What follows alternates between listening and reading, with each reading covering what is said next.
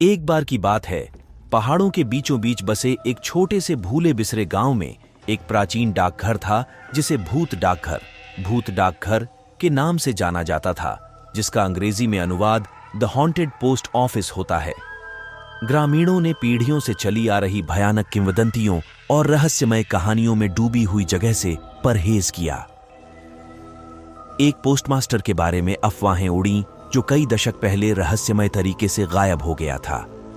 कुछ लोगों ने कहा कि वह पागल हो गया था, उसे पुरानी इमारत के भीतर छुपी अलौकिक भूतों का भय सता रहा था। दूसरों ने दावा किया कि उसने अकल्पनीय शक्तियां हासिल करने के लिए अलौकिक के साथ एक समझौता किया था, जिसकी अंतिम कीमत अपनी आत्मा से चुकानी पड़ी।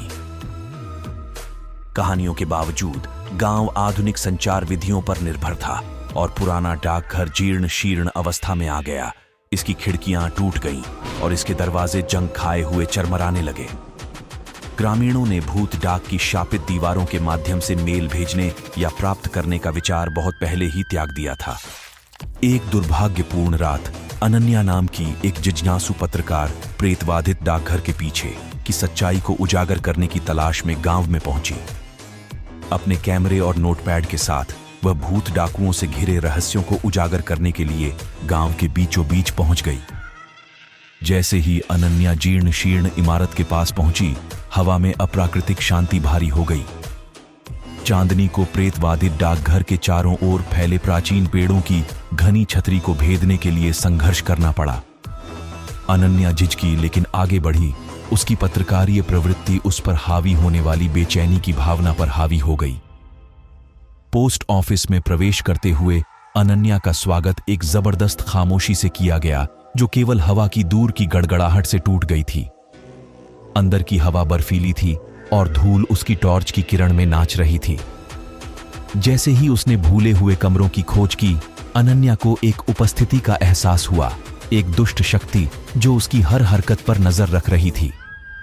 मंद रोशनी में उसे एक धूल भरा बही खाता मिला, जिसके पन्ने उन ग्रामीणों के नाम से भरे हुए थे जो भूत डाक में प्रवेश करने के बाद बिना किसी निशान के गायब हो गए थे। पत्रकार का दिल तेजी से धड़कने लगा जब उसे एहसास हुआ कि प्रेतवाधित डाकघर की कहानी सिर्फ एक कहानी से कहीं अधिक है। यह एक गंभीर वास्तविकता थी जिसने कई लोगों की जान ले ली थी।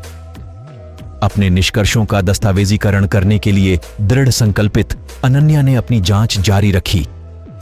हर कदम के साथ माहौल और अधिक दमनकारी होता गया और परछाइयां विचित्र आकृतियों में परिवर्तित होने लगीं, जो दीवारों के साथ नृत्य कर रही थीं। अचानक एक ठंडी फुसफुसाहट गलियारों में गूंज उठी, मानो हजारों आवाजें पीड़ा में चिल्ला रही हों। जैसे ही अनन्या जाने के लिए मुड़ी, प्रवेश द्वार जोर से बंद हो गया, जिससे वह प्रेतवाधित डाकघर में बंद हो गई।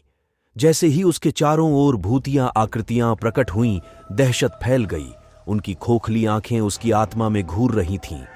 पत्रकार को लगा कि कोई दूसरी दुनिया की ताकत उसे खींच रही है, जो उसके सार को खत्म करने की धमकी दे रही है।